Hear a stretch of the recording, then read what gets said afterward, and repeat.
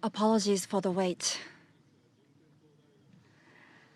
Thank you for participating in the Juntendo University lecture in commemoration of the 10th anniversary of the Faculty of International Liberal Arts and the establishment of the Graduate School of International Liberal Arts, Duties Beyond Borders, Upholding Global Commitment in the Age of Conflict.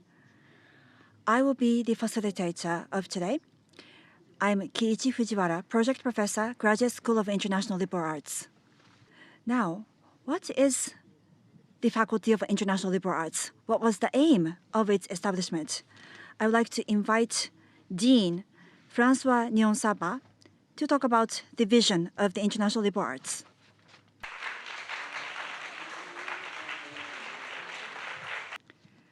Distinguished guests, faculty and students of Juntendo University, good evening. Thank you very much for taking part in the Juntendo University lecture in commemoration of the 10th anniversary of the Faculty of International Liberal Arts and the establishment of the Graduate School of International Liberal Arts. First of all, I would like to express my sincere gratitude to the successive deans, faculty members, students, and staff who have contributed to the development of the Faculty of International Liberal Arts over the past 10 years.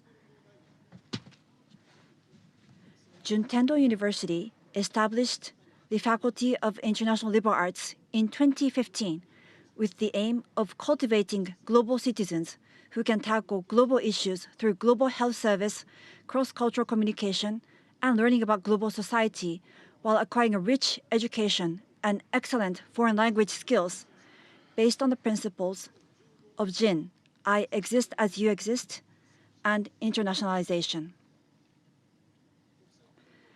The faculty started with just one building and 120 students, but has since grown to 2 buildings and a total of 960 students across all grades. Also, we have achieved remarkable results since the graduation of the first students. To date, more than 870 students have graduated from the college and are playing important roles as global citizens both in Japan and abroad. In particular, we are proud that our graduates are working in a wide range of fields, including U.S. Centers for Disease Control and Prevention, CDC, foreign pharmaceutical and healthcare companies such as Johnson & Johnson, domestic and international airlines, prominent banks and financial institutions, local governments, and also as English teachers at junior high schools and high schools.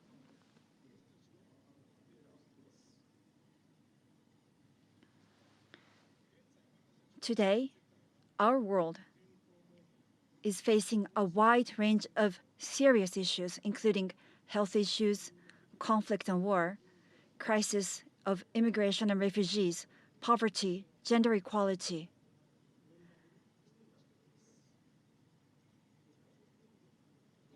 I myself was born and raised in the countryside of Rwanda, Africa. As a child,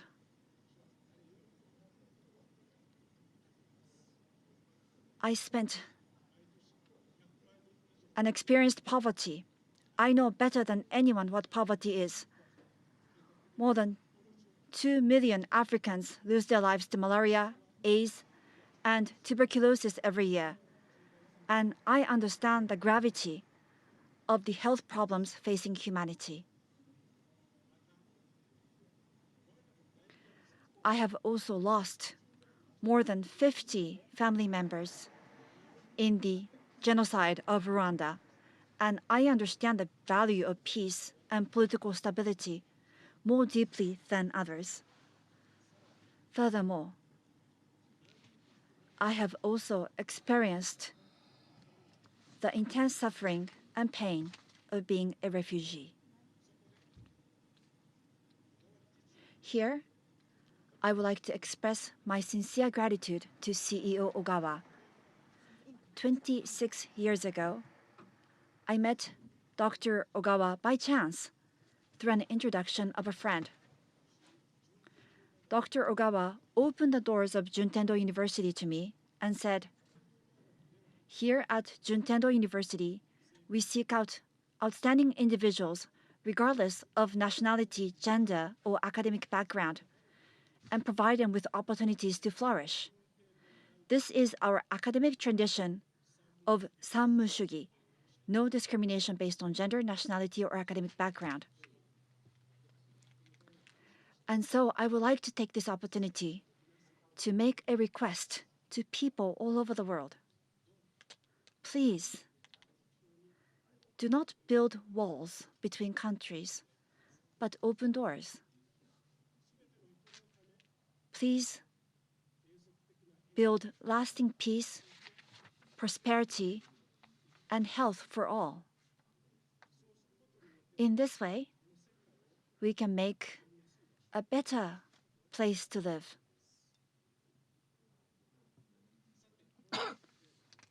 Now, today's theme is duties beyond borders.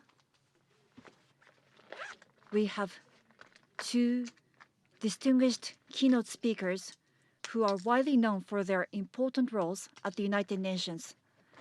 Her Excellency Izumi Nakamitsu and His Excellency Tsuruzi Marula. Ms. Nakamitsu has deep insight into the importance of conflict resolution and peace building faced by the international community through her experience in the field of disarmament. And Dr. Marula will speak from a broad perspective on how education and technology can contribute to peace and prosperity by promoting cross-border cooperation.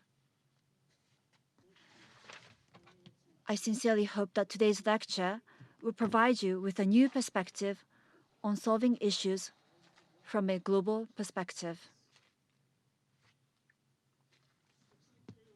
The Faculty of International Liberal Arts has achieved much over the past 10 years, and we will continue to move forward over the next 10 years with a strong foundation, a clear vision, and new goals. First of all, as we are all aware, Japan is facing a declining birth rate and aging population. Therefore, an inclusive society made up of diverse people is essential for the future of Japan. The Faculty of International Liberal Arts aims to increase the number of international students to over 30% of the total student body within the next 10 years and provide them with opportunities to play active roles in Japan and abroad. To achieve this goal, we will increase the number of partner institutions overseas and also strengthen our cooperation with Japanese language schools in Japan.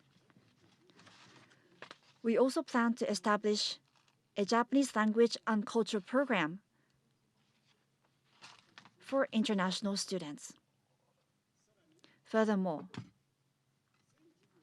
we are planning a program in which all classes will be conducted in English, and we will create an environment that is easy for not only international students and returnee students, but also domestic students and students from other faculties to attend. At the same time, we plan to increase the number of internationally renowned faculty members. The second point is that in order to improve the name recognition of the undergraduate and graduate schools, we will further strengthen our public relations activities using SNS, television, newspaper, etc. And the third initiative is to increase the number of domestic applicants by visiting more super science high schools and super global high schools. And we will expand the number of designated schools and high school university partnership agreement schools. fourth initiative, as a faculty that integrates humanities and science, we will strengthen the education in mathematics, data science, and AI with the aim of increasing the number of applicants from the science background. And number 5, in order to revitalize research activities, it is necessary for all faculty members to actively work to obtain granting aid for scientific research and private research grants. We will also promote applications for international joint research projects. Number 6, we will further strengthen our partnership with private companies, international organizations such as the UN and WHO, as well as local governments. And number 7, we must not forget our contribution to society and our partnership with society. We will increase the number of public lectures, press release, and volunteer activities by both students and faculty. Under the excellent leadership of CEO Ogawa, we will continue to do our utmost to develop the Faculty of International Liberal Arts and the Graduate School of International Liberal Arts into one of the most attractive undergraduate and graduate schools in Japan, Asia, and the world, with the cooperation of our faculty and students. Once again, I would like to offer my hope that the Faculty of International Liberal Arts and the Graduate School of International Liberal Arts to achieve even greater things in the next 10 years.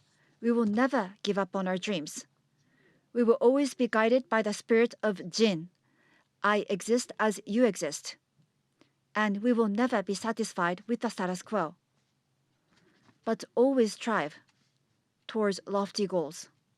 We will always keep in mind Sanmun Shugi, no discrimination based on gender, nationality, or academic background, spirit of Juntendo University. Thank you very much for your attention today.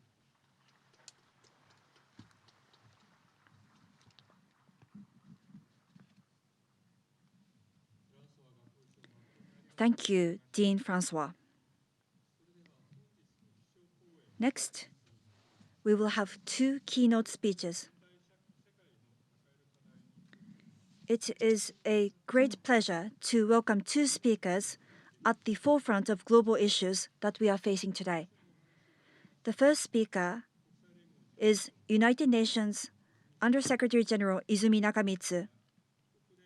After joining the office of the United Nations High Commissioner for Refugees, she worked on UN peacekeeping operations and UNDP, and since 2017 assumed the current position of UN Under-Secretary General for Disarmament Affairs.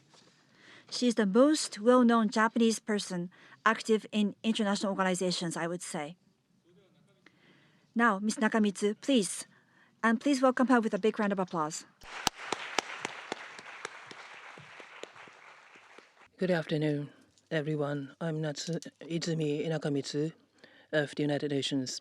First of all, let me thank Juntendo University. Congratulations for the 10th anniversary of the Faculty of International Liberal Arts. I feel I'm very fortunate that together with you, I was given this opportunity to discuss the current status of the world together with you. As was introduced, I'm a high representative for disarmament at the moment at UN. Every day, I'm reminded of the human toll caused by wars, huge human toll, and the devastating impact on the people in the regional communities, the significant consequence of the war. From Ukraine and Gaza, we get news from there, and I need to follow the situations on the ground. But personally, it's so painful to watch the news and see the news and listen to the news that come from Gaza and Ukraine. At the same time, dialogue is the key. Things could significantly improve through dialogue. We need to have hopes, and I would like to convey a message that it is very important for us to have hopes, and sending messages out and to strive for hope, I believe, is one of the responsibilities of the UN, including myself, for the people around the world. Always being hopeful does not necessarily mean that we are being passive. It is not a passive approach to have hopes. We believe this is nothing passive. Hopeful for the future is to strive for peace, just, and equitable future. It is necessary for us to have a shared vision for peace, justice, and equality. In order to realize this vision for the future, we need to work with members, international organizations, academia, experts, community, civil society, and female young groups, and groups of the young leaders of corporations. And we need to encourage united actions, and it is very important for us to come up with a commitment to act in unison, and that is what is required of shared vision. And this is not just a slogan. This is not a slogan to build a better future. We need to come up with clear measures and clear steps and options to realize the vision. And what are the steps that we need to take in order to realize the vision? We have to be seriously looking at measures and steps. And these are very important elements for us to be hopeful. That is why in September this year, UN Secretary General convened the Summit of the Future.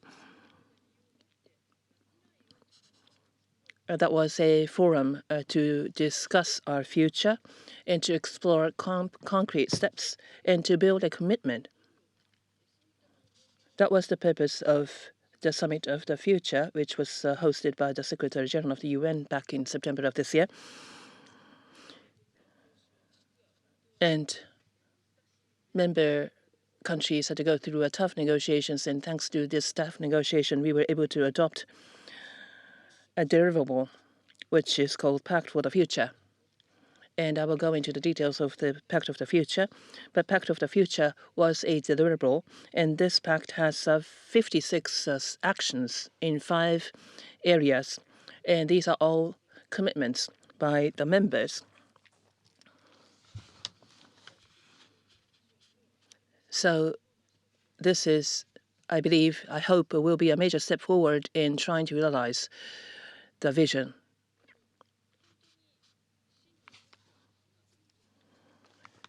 To produce genuine change, needless to say, we need to squarely face the reality. We need to be open-minded in looking at the challenges that we all face at the moment. So that is the starting point. Then, where are we? What is the world that surrounds us as we speak? I don't think there is a need for me to tell you, but just look at the things that are happening around us. We all witness the paradigm shifts, and we are in the midst of a paradigm shift. And we are at a historic juncture. Globalization and unprecedented advancement of technologies, and technologies advancing with much speed. And these developments have changed the dynamics in the international relations. And to be honest with you, this major transformation, I believe, will continue for the time being. The crisis of climate change has already deprived of human lives, and the regional communities have been devastated, and we have seen economic dislocation. If things remain the same, the temperature will rise by 3.1 degrees, and it is only a couple of years in which we can stop this trend, according to the latest news. At the same time, we are witnessing extreme concentration of income and wealth, inequality, and ever-increasing inequality is becoming increasingly serious. And this, I'm sure, I'm sure you are aware of, not only in Japan but elsewhere as well. And many countries, including many of the developing countries, are in debt distress. Public debt this year is estimated to top $100 trillion this year, according to the latest announcement by the IMF. In terms of GDP, that's 93% of the global GDP. So the debt distress or debt crisis is I would say, at an inflection point. Turning to my specialty in the field of security, dialogue and diplomatic efforts and efforts for reconciliation are receding. And it seems that security these days don't mean only military security, and there are countries are focused on trying to realize strategic advantage from a military and only from a only military perspective. We have fragmentation and we have rhetoric, intimidation around nuclear weapons, and we are seeing emergence of new weapons utilizing AI, obviously. So we are seeing development of new weapons. And with the new conflicts and prolonged wars, the security system is at a critical situation. Mitigation of climate change, achievement of SDGs, gender equality, and strengthening of human rights. These are the areas where resource has to be spent. However, due to security challenges, these resources, unfortunately, are being spent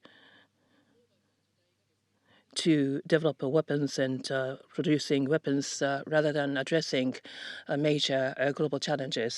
So we are in a vicious cycle, unfortunately. As a result, what are we seeing?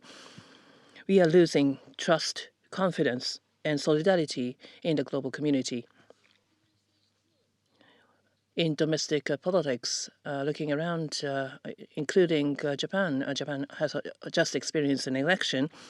But we see division and fragmentation in many countries domestically, far right, far left. There are extreme rhetorics, and those in the middle is diminishing.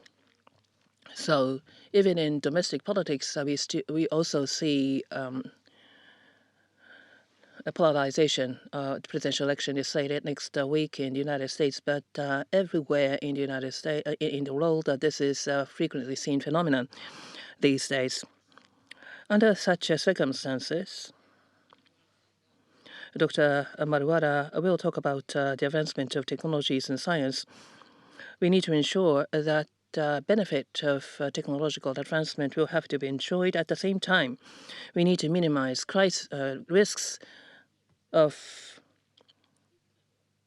new developments. So there, we need multilateral cooperation.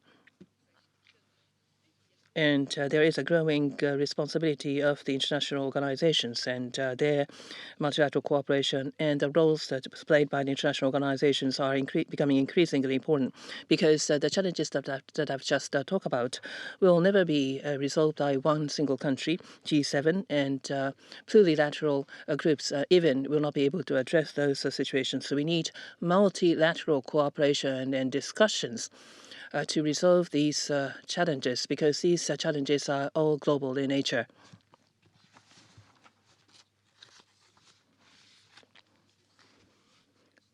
So far, multilateral cooperation has played a significant role after the war for decades to save future generations from the devastation of war. This is a preamble, at the very beginning of the preamble of the UN Charter. So multilateralism has played a significant role over decades, but now the situation is changing in three ways. The situation when the UN was created, the situation that we currently face. UN was established in 1945 as an international organization with 51 members, but now we have 193 membership. Back in 1945, the global economy was only 1/12 of the size of the global economy now. Back then, the global population was 2.3 billion, which was less than 1/3 of the current global population. Against this backdrop, UN was created, and the question is whether UN is adapting to the present global situation. Many countries believe that there is a need to update UN to address the global challenges that we face, particularly Global South. That is the strong voice that we hear from the Global South. We need to reflect the share and the influence of the Global South in the international organizations, international system. Unless we reflect the share and the influence of the Global South, the international organizations, including United Nations, will never be able to satisfy their needs. Secondly, in addition to the changes in dynamics of our membership, companies, businesses, regional organizations, and civil society, aid organizations, and regional cities and a network of cities and female groups and youth groups are non-government actors, and the influence of non-government actors is increasing globally. Basically, UN is an organization of government agencies, so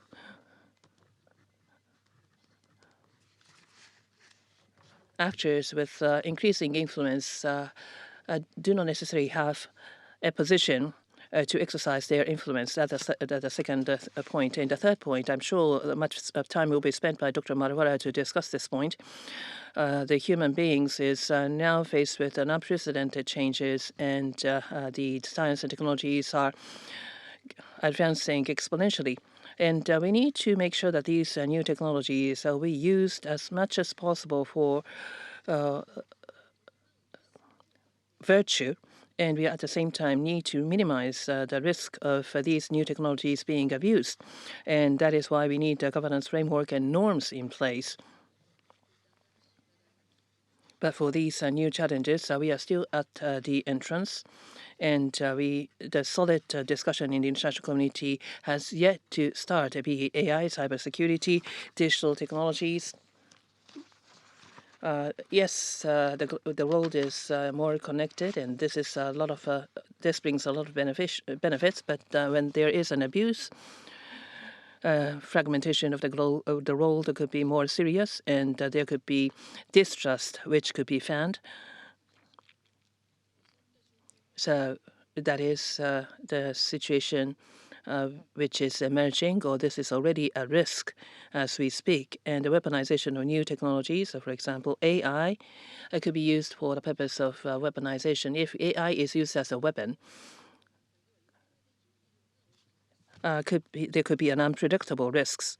So this has a serious, real, and imminent damage for the future of the mankind. And that is the third major change that we are seeing.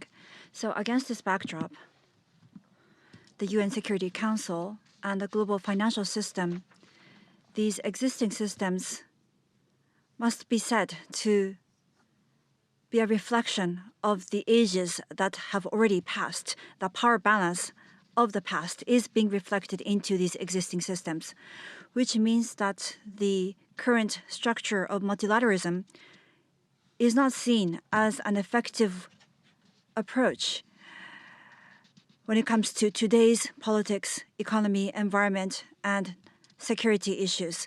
Or more and more people are seeing a multilateralism that way.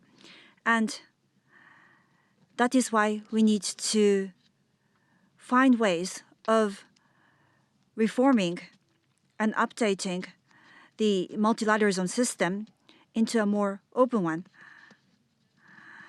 And this has been the impetus of the UN Summit of the Future. this was indeed the starting point.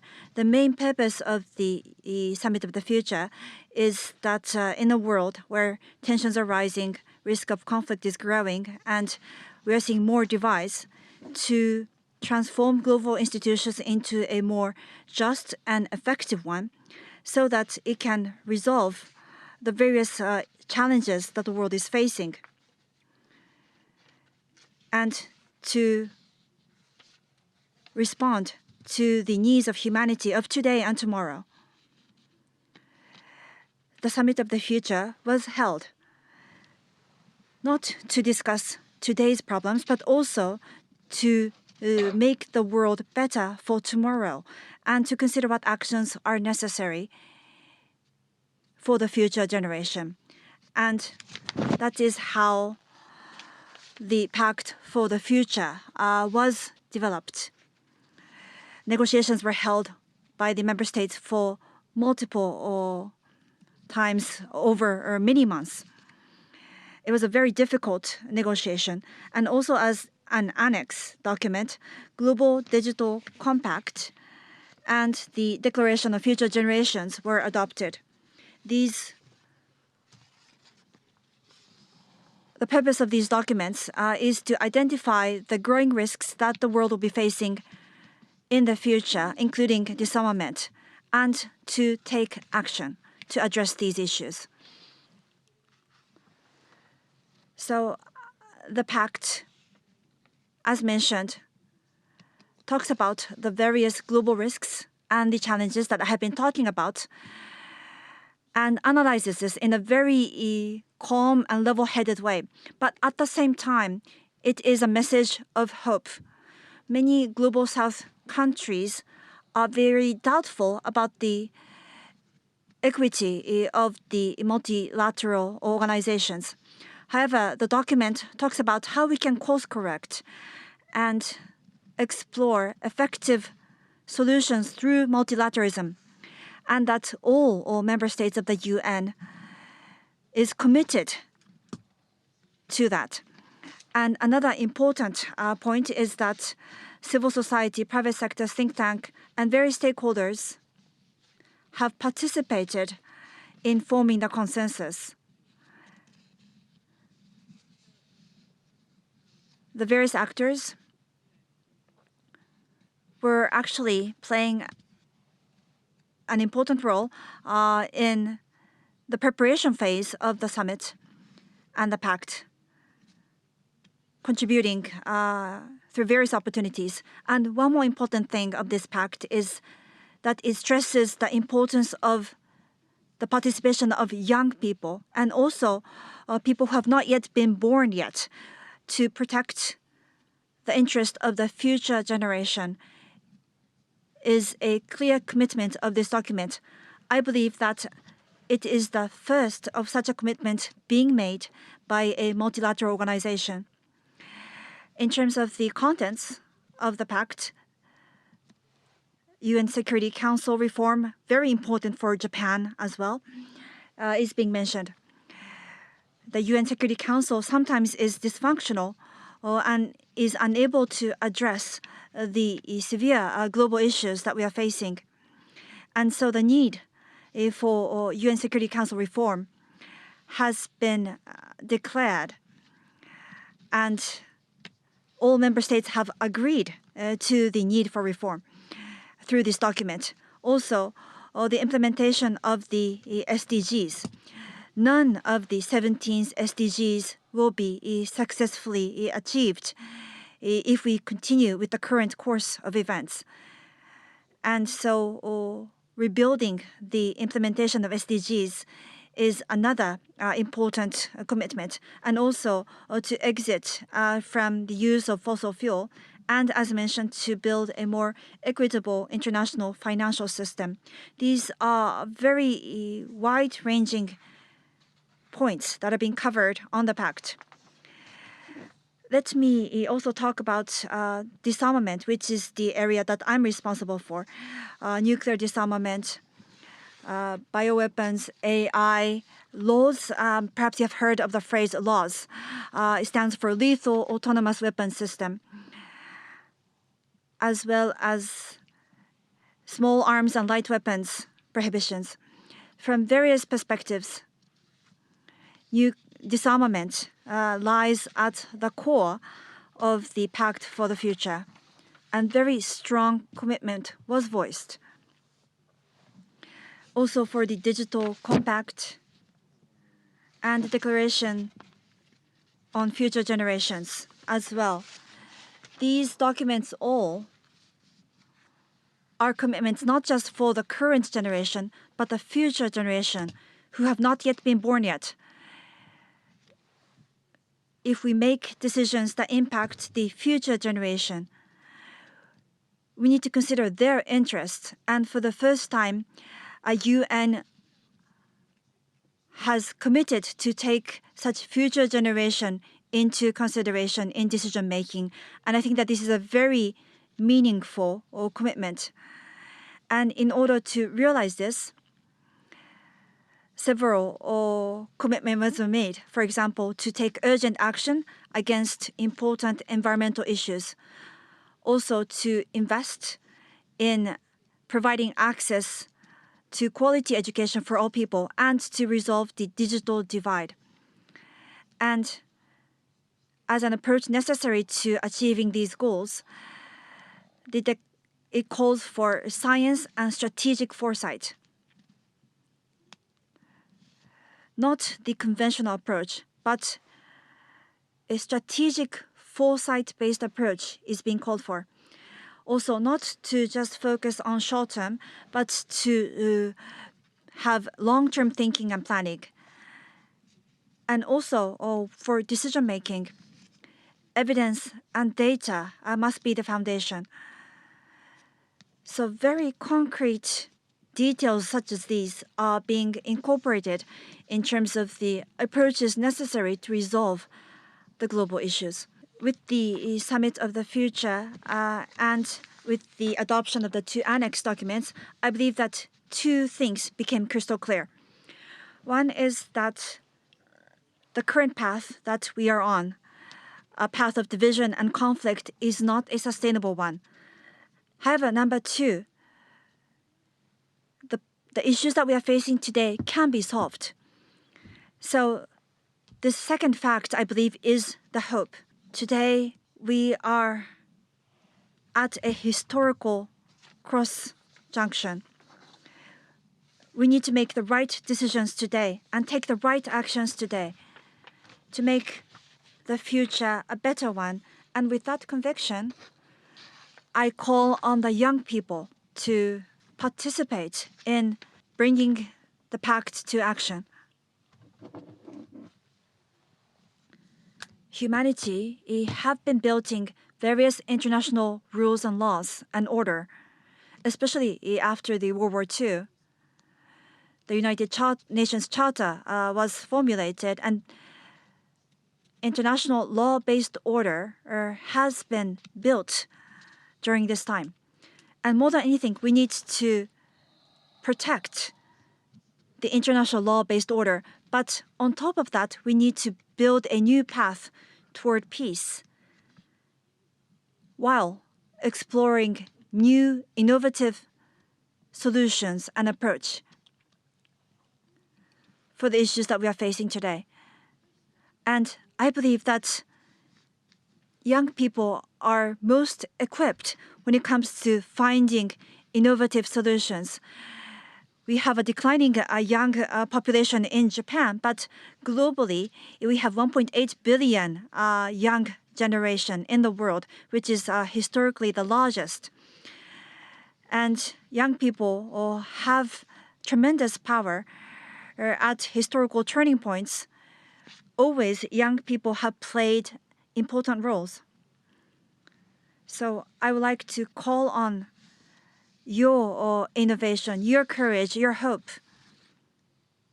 With that, we can build a more peaceful and safer and better world today and tomorrow. Duties beyond borders is today's theme. So in closing, I would like to say that we have duties beyond borders, but at the same time, we have the possibility of solidarity beyond borders, and we have to look at that opportunity ahead of us to act in solidarity. So from my perspective, I have a great mission, something that I would like to give my life to, working across borders to seek solutions. And I hope that many young people of Japan will also cross borders seeking for a better world, which also means a better Japan. So I hope for your powerful action and solidarity. With that, I would like to conclude. Thank you very much for this invitation. Thank you, High Commissioner Nakamitsu. Solidarity across borders and the role of the young generation, and also the fact that the UN is seeking the support of the young generation. Thank you for your powerful message in addressing global issues. The next keynote speaker is Director of the United Nations University, His Excellency Tilti Marwana. Dr. Marwana is from South Africa and is a world-renowned expert on AI. After serving as Vice Chancellor and Principal of the University of Johannesburg, he became Rector of the United Nations University. If I may add, I have never known a rector of the UNU who travels to all parts of Japan and the world to give lectures as Dr. Marwana. He just came back from Okayama. And I would like you to listen very attentively to the message from Dr. Marwana.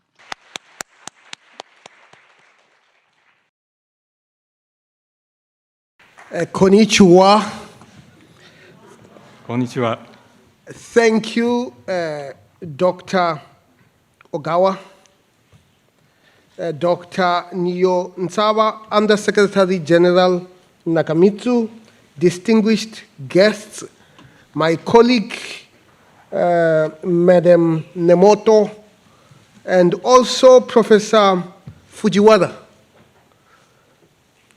Distinguished guests, esteemed colleagues, it is indeed my privilege to join you here this evening on this momentous occasion for Juntendo University as we celebrate the 10th anniversary of the Faculty of International Liberal Arts and the establishment of the Graduate School of International Liberal Arts. I am Chirizi Marwara, and I am from Johannesburg. I came to Japan in February 2023. One of my objectives is to take UN values to the people.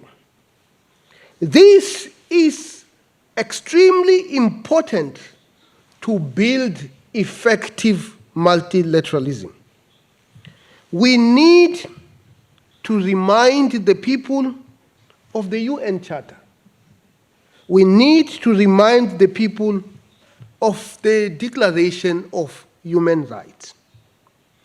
Taking UN values to the people in Japan, for me, this means going to all the 47 prefectures and having conversations on issues that are important for the sustainable world.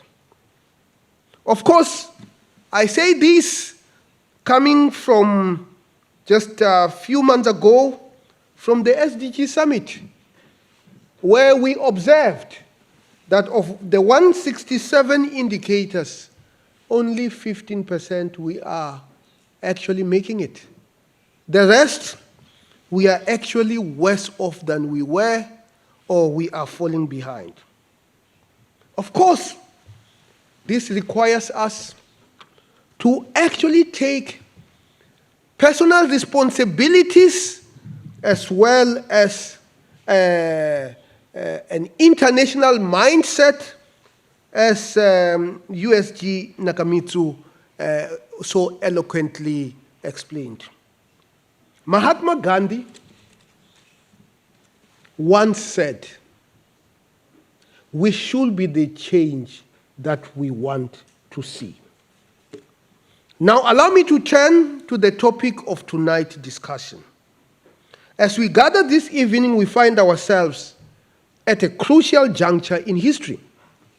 The theme for today, Duties Beyond Borders, Upholding Global Commitment in the Age of Conflict, could not be more timely or appropriate. We are living in an era that is defined by numerous global challenges. The first one, climate change. When I was a young man and I went to study in the United States, the first thing that I was looking forward to seeing for the first time was snow. And of course, when winter came, I went out to take a picture of myself in the snow.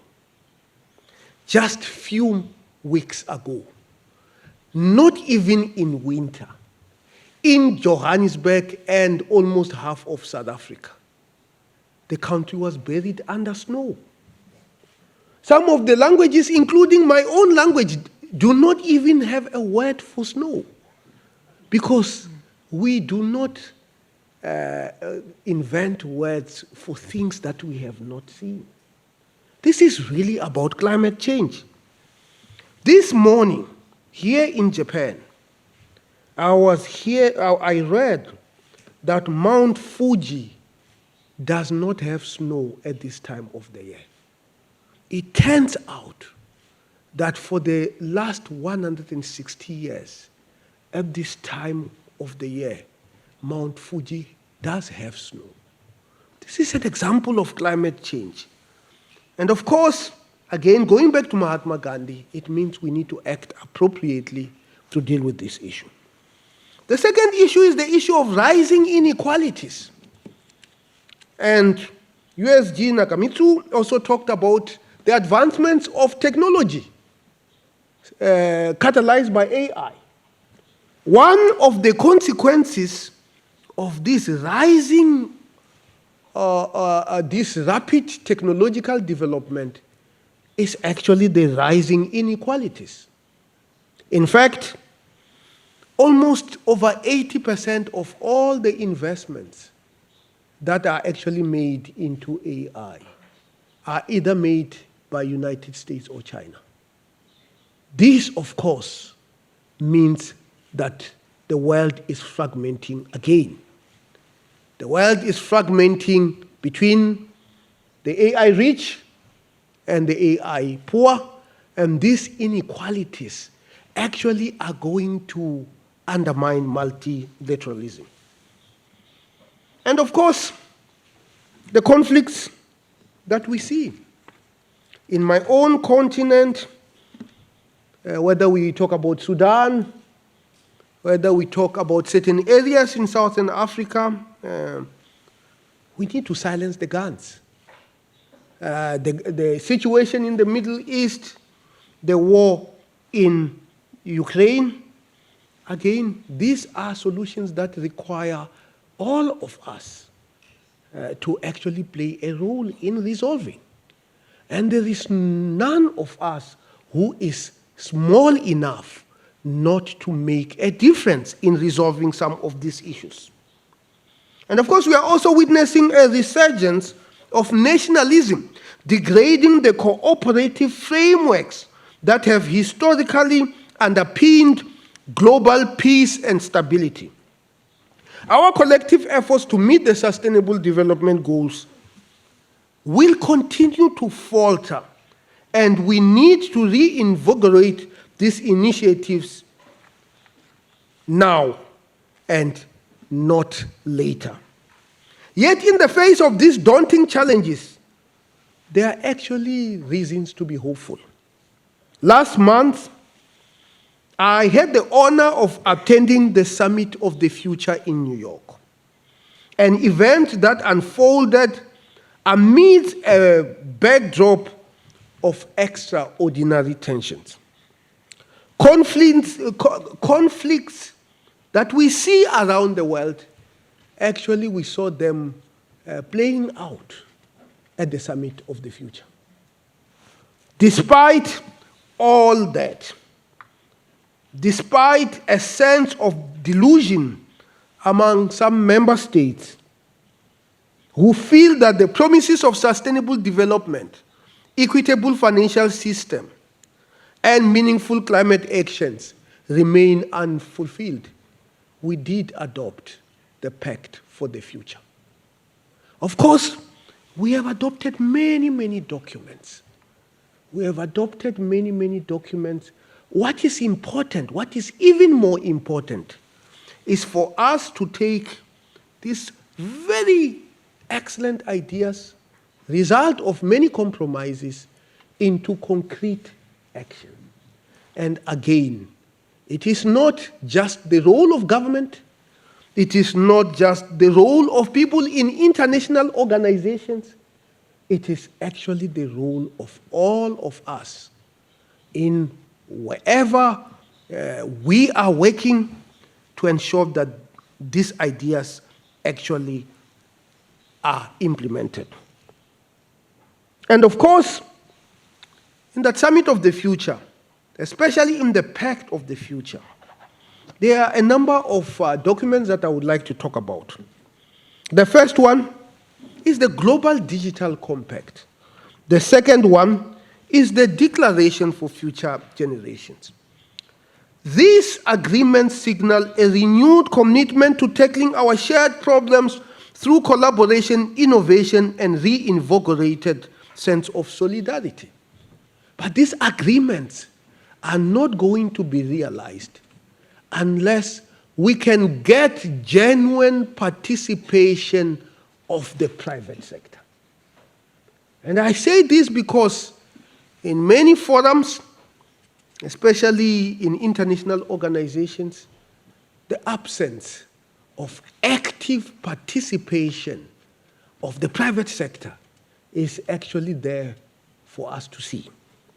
In my role as the rector of the United Nations University, I have also been engaging the private sector. Just a few weeks ago, I was at Keidanren, where we were talking about how do we collaborate so that these issues that we need to solve because if we don't solve, all of us actually lose, how we can actually partner so that we can solve these problems. What are some of the elements that are inside the pact? First, the acceleration of the implementation of the 2030 agenda. Why have we faltered? One of the reasons that is actually advanced is that we had COVID-19 pandemic. COVID-19 pandemic indeed has slowed down the implementation.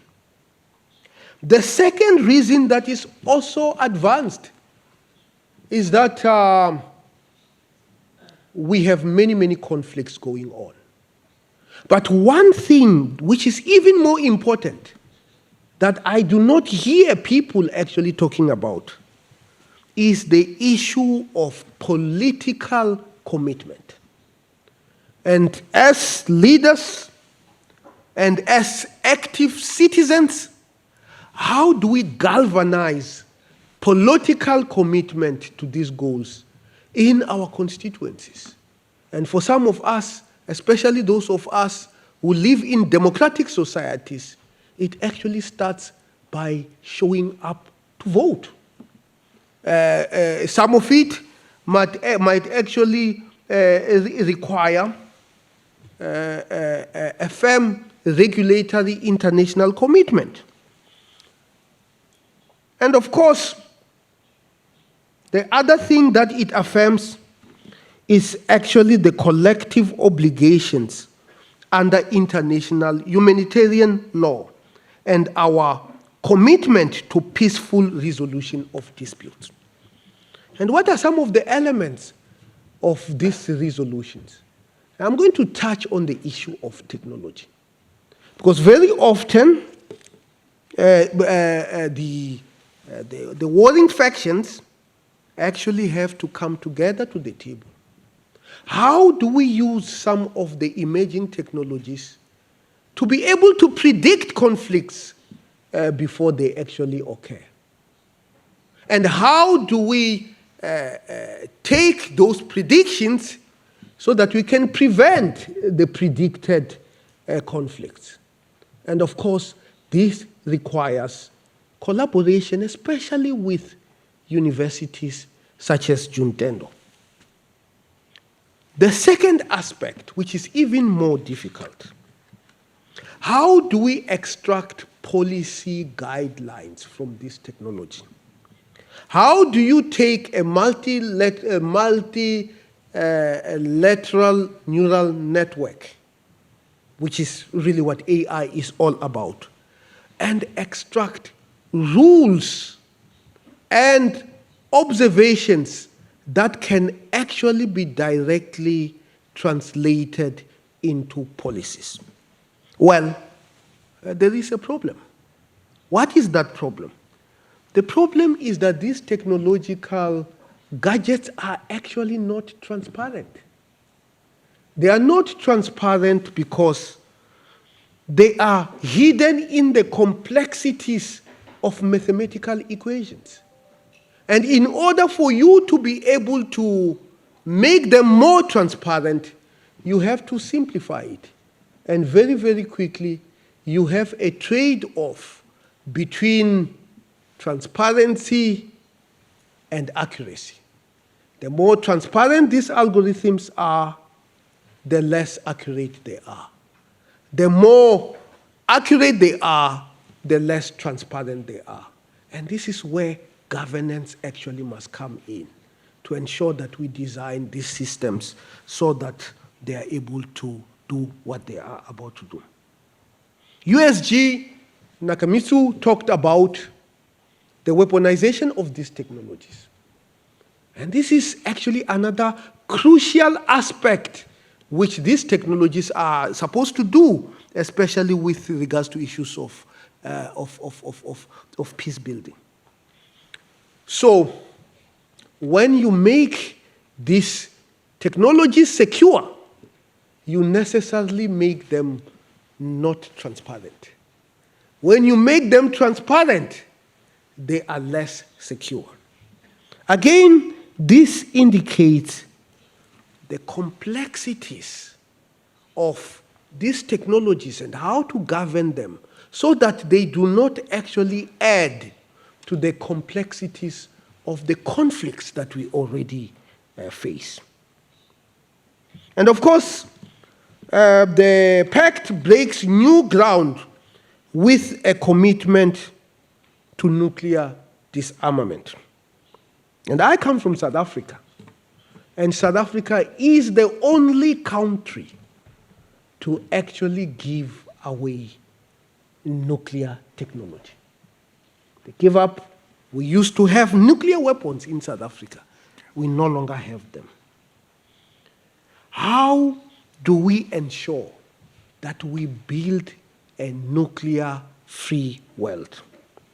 And of course, the pact sets out a vision not just for reducing nuclear arsenals, but also for addressing the risks posed by emerging technologies such as autonomous weapon systems that are actually embedded to nuclear technologies, such as the developments in space technologies, which potentially can allow the transportation of these weapons into outer space, to the danger of all of us.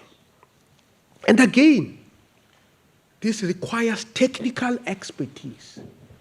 It requires the understanding of policies. And indeed, it requires a new form of education because the education that I see is that the technical people don't understand the policy spaces. The policy people don't understand the technical questions. How do we actually create a new educated women and men who actually understands all these complexities and their connectivities? Because if we do not understand that, then we are in a danger of actually undermining peace and security with regards to these technologies. In our discussion today, as we consider the broader theme of upholding global commitment in the age of conflict, it is vital to recognize the transformative potential of all these things that have been adopted. Now, looking ahead, the future of global cooperation depends on how well we integrate knowledge, harness technology, and build inclusive frameworks that leave no one behind. The agreements from the Summit of the Future, including the Pact for the Future and Global Digital Compact, underscore the importance of digital technology in shaping our world. They call for global standards that ensure that technology is used ethically and inclusively, benefiting all humanity than a privileged few.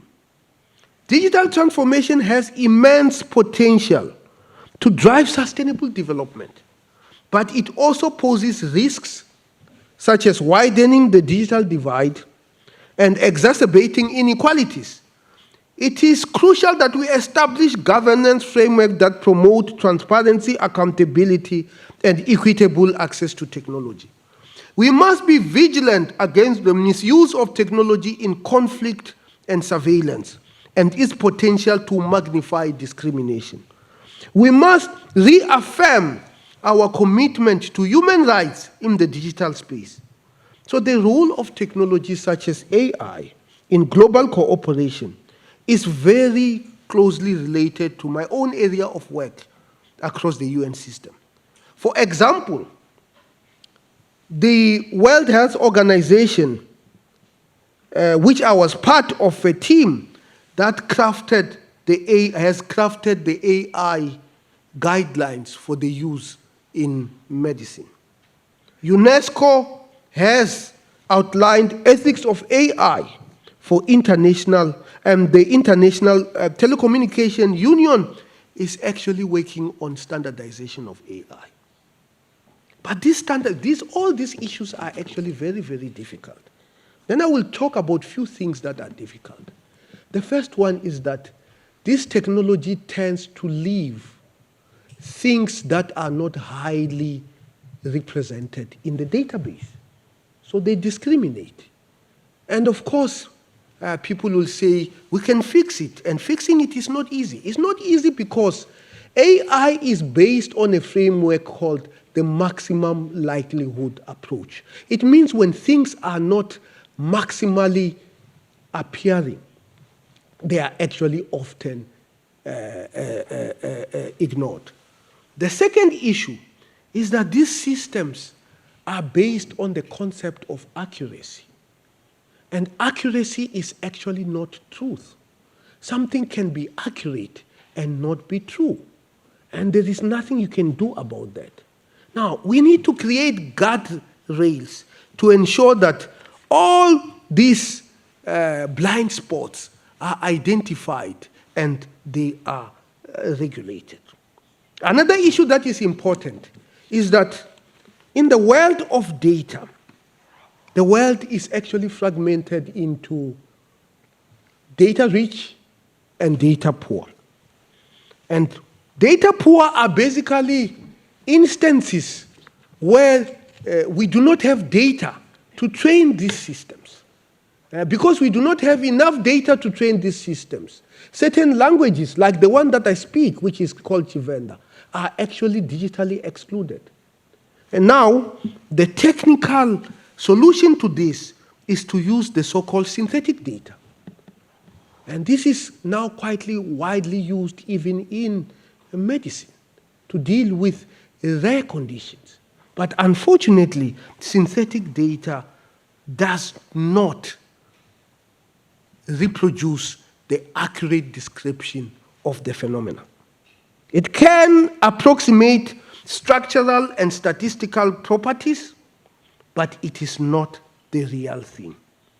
It can deal with issues of scarcity, data scarcity. It can even deal with issues of privacy, data privacy. But it raises issues of data quality, sometimes security, and it has profound ethical implications. As the United Nations University, we have actually developed a policy guidelines on how we can use synthetic data to be able responsibly. And sometimes we cannot actually avoid using synthetic data. And if I go back to the issue of conflicts, conflict data are often missing. And to actually deal with the missing information in data, you can use the issue of synthetic data. The other issue that is very important to make sure that some of the tenets of the Global Digital Compact are actually realized is the issue of cross-border data flow. It turns out that the flow of data, especially between the global north and the global south, is actually not uniform. How do we ensure that data flows between countries so that we can protect the people? I know I have been speaking for a long time, but thank you very much for inviting me to come. And I am inviting all of you to come and visit us at the United Nations University so that we can actually discuss these issues through our conversation series and ensure that we absolutely leave no one behind. Thank you very much. Arigatou gozaimashita. Thank you so much, Rector Mavala. That was so impressive in discussing the role of knowledge in constructing the future world, alongside with all the dilemmas that lay in between the future and the present. Thank you for a wonderful presentation. So what is the role of knowledge and wisdom in crafting the future, and how to respond to the digital gap, digital divide that we are facing? This is the time for Q&A, but unfortunately, due to limitation in time, I will have to skip the Q&A. But if you would definitely like to ask a question and you have a question ready, you will have an opportunity. Outside of this venue, at the lobby, I have asked both two keynote speakers to remain. So we do not have time for Q&A, but you will have the opportunity to ask them questions. We have to end our meeting right now without Q&A. But nonetheless, I've asked Nakamitsu-san, Maruwara-san to stay over there at the lobby so that they can receive questions. Please make use of that opportunity as much as possible. To end our meeting, I'd like to ask Kato Yoichi Sensei. I would like to ask Dr. Yoichi Kato for closing remarks. Dr. Kato, please.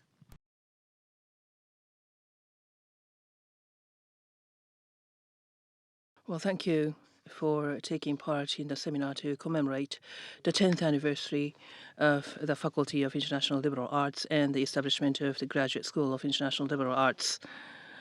This has been a wonderful opportunity for us to remind ourselves of the passion and aspirations we had 10 years ago, and to celebrate this milestone year with the honor of having both Ms. Nakamitsu and Dr. Maruwara, two top figures representing the United Nations. I would like to thank both Under-Secretary Generals. The seminar has focused on the theme of duties beyond borders. The two distinguished speakers have exposed us to the reality of the world which we live in, which poses a multitude of challenges, all of which call for our capacity to imagine the hardships of people who live beyond our borders, which resonates with the university's long-cherished motto of CHIN, which is benevolence, empathy, recognizing that you exist because others exist. On the 5th of November, there's going to be a presidential election in the United States, and John F. Kennedy said the following. Out of fear, but let us never fear to negotiate. しかし、交渉することを恐れはすまい。本日の中満 Listening to the lecture by Ms. Nakamitsu, Pact for the Future, particularly in peace and security, there is a need for us to be patient and tenacious in conducting negotiations. The importance of dialogue was emphasized, and if there is a diagonal conflict of opinions, we only always need to explore ways to conduct dialogue. AI and technological advancement might bring in disparity. And Dr. Maruwara's lecture, I was very much interested in his lecture. Both the faculty and the graduate school were established to nurture those who can identify and find solutions to challenges that are increasingly borderless in nature from a global perspective. This has been a wonderful event to look back on our history and to usher in a new chapter. Both the faculty and the graduate school will work as one, learn from each other, to continue evolving into the future. In closing, let me ask for your continued support and patronage for the faculty and the graduate school, and thank once again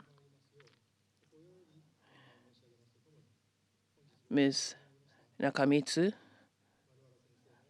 and Dr. Maruwara. Wishing for the health and prosperity of everyone here, I would like to conclude my closing remarks. Thank you once again. Thank you, Dr. Kato. We would like to conclude today's lecture at this time. Once again, I would like to express my gratitude to Dr. Francois and Dr. Kato, and more than anything to High Commissioner Nakamitsu and Rector Maruwara. Once again, thank you, everyone.